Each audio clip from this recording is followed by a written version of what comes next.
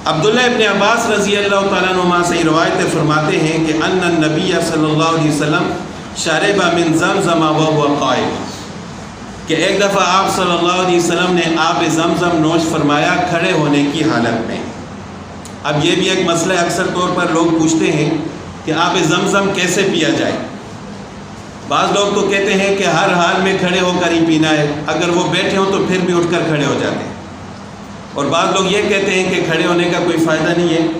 تو حقیقت میں آب زمزم پینے کے بھی آداب وہی ہیں جو عام پانی پینے کے ہیں،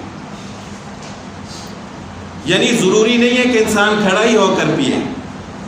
لیکن عام پانی میں اور آب زمزم میں فرق یہ ہے کہ عام پانی بیٹھ کر پینا سنت ہے، عذر کی وجہ سے انسان کھڑے ہو کر پی سکتا ہے۔ عذر کا مطلب یہ ہے کہ جگہ ایسی انسان بیٹھ نہیں سکتا، یا کسی کے ٹانگوں میں درد ہے بیٹھ نہیں سکتا، بیٹھنے کی جگہ نہیں ہے، یا کوئی بھی ایسا عذر ہے، رش والی جگہ ہے، ہجوم ہے، وہاں کیسے بیٹھ کر انسان پانی پیے؟ تو وہاں کھڑے ہو کر پینے کی اجازت ہے عذر کی وجہ سے،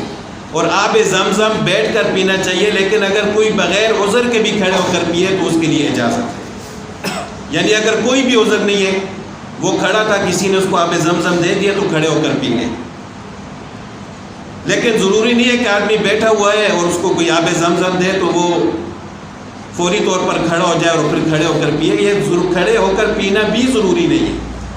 لیکن اگر کوئی کھڑے ہو کر پیے تو اس کے لیے اجازت ہے۔ خود رسول اللہ صلی اللہ علیہ وسلم نے بھی ایسا فرمایا ہے۔ اور دوسرے